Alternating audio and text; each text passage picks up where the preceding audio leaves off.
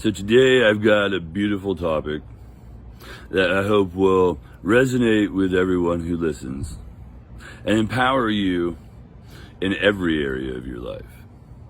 So that's our intention with this message for you today. I wanted to talk to you about how relationships define who you are. And so all of us have different relationships with every individual that we have in our life. Every being even. You know, your dog, your cat, your bird, our Heavenly Father. And so everybody in those relationships decides who they're going to be. You know, are you going to be a gift in that relationship, or are you going to be a lesson in that relationship?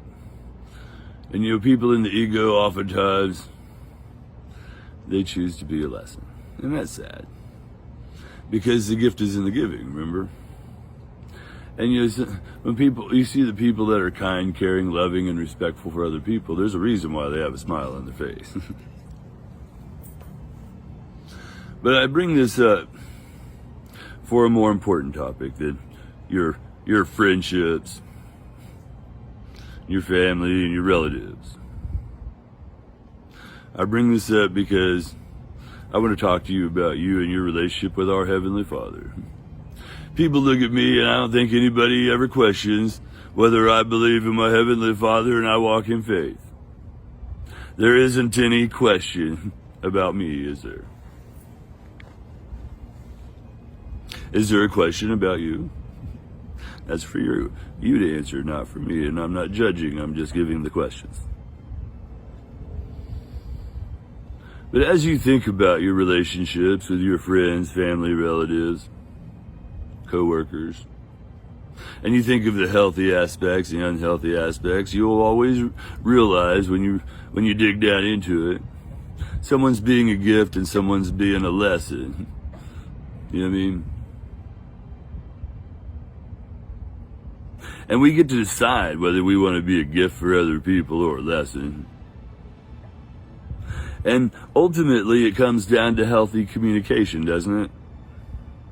Two-way, healthy, kind, loving, caring, valuing communication. The thing about communication is you can't hide when you communicate. And that's why so many people have such a hard time having healthy communication. Because their inner being knows they can't hide. Even if their head tells them that they are. But let's go back to what I really am talking about, which is the relationship with your Heavenly Father. Your Heavenly Father has love, kindness, caring, value, and respect for you. He respects all your choices. And so many people blame their bad situations, their bad horrors, you know, on him. And it's not. It's somebody's ego choice that causes all that destruction. That does not come from our Heavenly Father. That comes from His respect for your bad choice. But here's the choice I want you to make right now, or later if this takes time to sink in. Start thinking about how healthy your relationship is with our Heavenly Father. Do you think that I live in the love, kindness, caring, value, and respect of my Heavenly Father and have the magic around me, and I live in such gratitude even as I have storms all around me because of anything other than having a healthy relationship with Him? How healthy is yours? If you want to live happy even in the middle of your storms, if you want to know without any question that you win, instead of worrying about it and trying to control and manipulate things,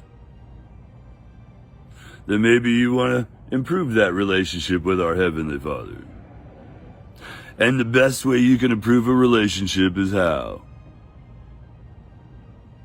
Healthy two-way communication.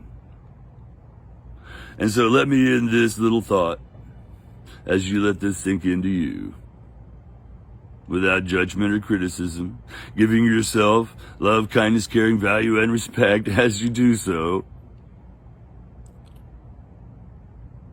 Remember, your response is always going to be your choice.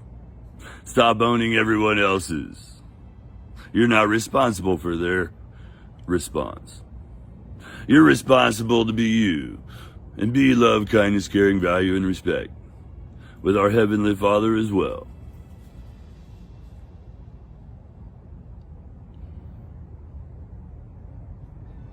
It's not a difficult thing to do, but sometimes it can be a difficult thing to live. And that's when you're in the gifts. So don't stumble and fall. Keep going, you know what I mean? And if you do stumble and fall, forgive yourself. Learn, grow, and then don't stumble over that thing again. Thank you, my Heavenly Father. We're talking about flying, not crawling. Stop stumbling. Have that direct communication with our Heavenly Father. And let me again leave you with this seed that I hope you will ingrain.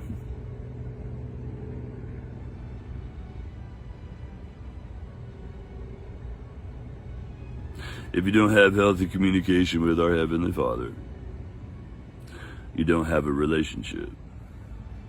And if you don't have a relationship, you'll be one of the people I cry for. When he says, I knew him not. Don't let that be you. Join me. Join me. Join us. There's a lot of us, and these tears are tears of gratitude for my Heavenly Father for what he's done for me, what I've seen he does for other people, and what I want you to let him do for you.